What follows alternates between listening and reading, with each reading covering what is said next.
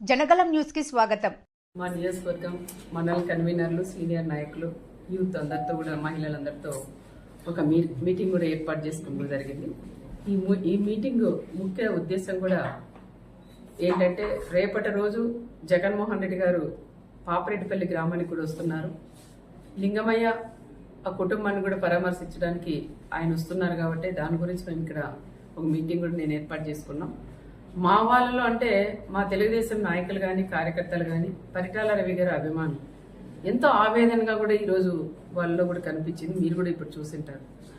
జగన్ రెడ్డి వస్తున్నారు, ఆయన హెలికాప్టర్ దిగకూడదు, మేము చుట్టుముట్టి మళ్ళీ తిరిగి ఎన్నిక పంపిస్తామని వాళ్ళ ఆవేదన కూడా ఈరోజు చెప్పింది కూడా జరిగింది. ఎందుకంటున్నారంటే, ఆ రోజు పులివిందలకి పరిటాల రవి అని వెళ్ళినప్పుడు అడగడగనా చెక్ చేసి ఆయనకు ప్రాణహామీ ఉండదని తెలిసినా అడగడగిన చెక్ చేసి కేవలం 3 బండ్లు మాత్రమే పంపించి అక్కడ కోర్టులో కూడా హాజరైనారనే విషయం చాలా మందిలో ఆ రోజు తిరిగి వెళ్ళిన వాళ్ళందరికీ, పరిటాల రవి గారితో ఎవరైతే వెళ్ళారో వాళ్ళందరికీ కూడా ఆవేదన, ఆ బాధ అనేది ఈరోజు కళ్ళకు కట్టినట్లు కూడా కనిపించింది. మరి ఈరోజు మన రామగిరి మండలానికి వస్తున్నారు, మన ప్రాంతానికి వస్తున్నారు, ఆయన రాకూడదు, మీరు నో అని చెప్పొద్దండి అని నన్ను గట్టిగా కూడా నిలదీస్తున్నారు. అయినా ఈరోజు మా నాయకుడు చంద్రబాబు నాయుడు గారు మాకు ఒకటే నేర్పించారు. ఆయన చావుదానికి వస్తున్న చావుదాన్నే ఒక రాజకీయంగా లింగమయ్య అనే వ్యక్తే కనీసం ప్రకాష్ రెడ్డి అనే వ్యక్తికి కూడా తెలియదు. లింగమయ్య ఫ్యామిలీ కూడా తెలుగుదేశంలోనే ఉండేవాళ్ళు. వాళ్ళ పిల్లలకు కూడా ఉద్యోగాలు కూడా ఆ రోజులు ఇప్పించింది కూడా మేమే అని కూడా మేము చెప్పుకోవచ్చు. కానీ కొన్ని సందర్భాల్లో పార్టీలు కూడా మారిన తర్వాత అనుకోకుండా మన ఉగాది రోజు సంఘటన జరగడం, ఆ సంఘటన జరిగినప్పుడు ఒకరికొకరు కొట్టుకొని ఆ రోజు చనిపోవడం కూడా చాలా బాధాకరం.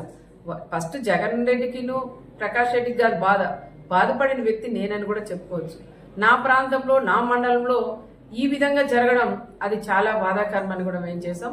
అది మామూలుగా సాధారణంగా గొడవపడి చనిపోవడం తప్ప అది ఒక ఫ్యాక్షన్ మర్డర్ అయితే కాదని ప్రత్యేకంగా నేను కూడా చెప్తున్నాను.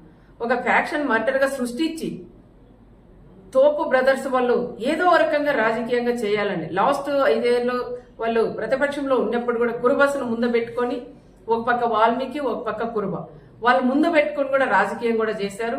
మళ్ళీ వాళ్ళు ఎమ్మెల్యే అయిన తర్వాత పాపం వాళ్ళు పట్టించుకుని పాపాన్ని కూడా పోలేదు. మళ్ళీ ఈ రోజు వాళ్ళు ప్రతిపక్షంలో ఉన్నారు కాబట్టి వాళ్ళకి దొరక 9 ఏళ్ల తర్వాత ఆయన లింగమయ్య చనిపోయాడు కాబట్టి ఆ లింగమయ్యని ఒక రాజకీయంగా వాడుకొని ప్రకాష్ రెడ్డికి కూడా, ఆయన జగన్ రెడ్డికి కూడా పరిటాల కుటుంబం వాళ్ళు ఈ విధంగా చంపారు, ఒక ఫ్యాక్షన్ మర్డర్ అని చెప్పి ఈరోజు ఆయన్ని ఇక్కడ తీసుకొని రావడం అది ఎంతవరకు సహజమని కూడా కనుక్కోవాలి. ఒకసారి జిల్లాలో ఉండే మాజీ ఎమ్మెల్యేలు అందరూ ఉన్నారు, మాజీ మంత్రులు ఉన్నారు, మా కుటుంబం గురించి కూడా అందరికీ కూడా తెలుసు. కానీ ఈరోజు ఆయన్ని వీళ్ళు వచ్చేదానికి ధైర్యం లేక, ప్రకాష్ రెడ్డి వాళ్ళు వచ్చేదానికి కూడా ధైర్యం లేక ఈరోజు ఆయన్ని పిలిపియడం అది ఎంతవరకు ఒక్కసారి కనుక్కోవాలా.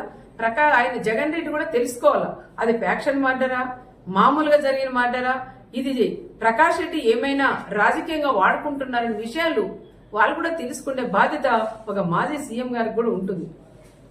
కానీ ఆ రకంగా కాకుండా వీళ్ళలో విభేదాలు పెట్టుకుని ఓ పక్క మాజీ ఎంపీను, ఓ పక్క మాజీ ఎమ్మెల్యే, వీళ్ళిద్దరి మధ్యలో గొడవలు పెట్టుకొని నేను తీసుకురాలా, నువ్వు తీసుకురాలని పట్టింపుతో ఈ రోజు ఆయన కూడా తీసుకొస్తావు. ఓకే తీసుకురండి, నేను వద్దని చెప్పను. తీసుకొచ్చిన తర్వాత పాపరెడ్డిపల్లికి వచ్చిన తర్వాత కనీసం ఆ కుటుంబాన్ని పరామర్శించి రెచ్చగొట్టి మాట్లాడుకోకుండా ఆ కుటుంబానికి కూడా న్యాయం చేసి వెళ్ళమని నేను మాజీ సీఎం గారికి కూడా చెప్తున్నాం. మా బీసీల నియోజకవర్గం మాది, మరి మీరు బీసీలను అడ్డం పెట్టుకుని రాజకీయం చేస్తున్నారు మీ ప్రకాష్ రెడ్డి వాళ్ళు. మరి రాప్తాన్ నియోజకవర్గం ఎల్లుండొచ్చి రేపు వచ్చినప్పుడు నువ్వు కూడా ఒక బీసీకి ఇన్ఛార్జ్ ఇచ్చి కూడా పోవాలని ప్రత్యేకంగా నేను జగన్ రెడ్డిని కూడా నేను కోరుకుంటున్నా. నాకన్నా ఎక్కువ ఈ ప్రాంతంలో ఉండే ప్రజలందరూ కూడా అదే కోరుకుంటున్నారు. మా మంత్రి గారు కూడా మాట్లాడినారు, నీకు అంతగా బీసీల మీద నీకు ప్రేమే ఉంటే మరి నువ్వు వస్తావు, ఈ నియోజకవర్గానికి వచ్చినప్పుడు, ఈ ప్రాంతానికి వచ్చినప్పుడు నీకు దమ్ము ధైర్యం ఉంటే రేపు ఒక బీసీని అభ్యర్థిగా నువ్వు ప్రకటించగలవా అని నేను కూడా జగన్ కూడా నేను అడుగుతున్నాం. కేవలం ఇది మామూలు హత్యని ఒక ఫ్యాక్షన్ హత్యగా మీరు ఇది తీసుకురావడం అది కరెక్ట్ కాదని మరొకసారి నేను కూడా తెలియజేసుకుంటూ, ఏది ఏమైనా మా వాళ్ళందరితో కూడా ఇప్పుడు నేను మాట్లాడి నిర్ణయం తీసుకొని సమన్వయం పాటించండి. వీళ్ళు గొడవలు పెట్టి కక్షలు పెట్టి ఏదో విధంగా మనల్ని గొడవల్లోకి లాగుతున్నారు. దయచేసి వాళ్ళ ఉచ్చులో పడొద్దండి. దయచేసి అలాంటి వాళ్ళని నమ్మొద్దండి. దమ్ముంటే మీరు మా జగన్ని ఆపగలరా అంటారు. దమ్ముంది, ఎవరు మీరు అవసరం లేదు, నాకు దమ్ముంది.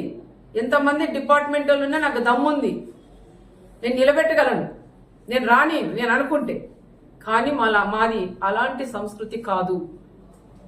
మేము రమ్మనే ఆహ్వానిస్తున్నాం. వచ్చి ఆ కుటుంబాన్ని పరామర్శించి రెచ్చగొట్టి మాట్లాడుకోకుండా ఆ కుటుంబానికి కూడా సహాయం చేసుకోమని మేము కూడా చెప్తున్నాం.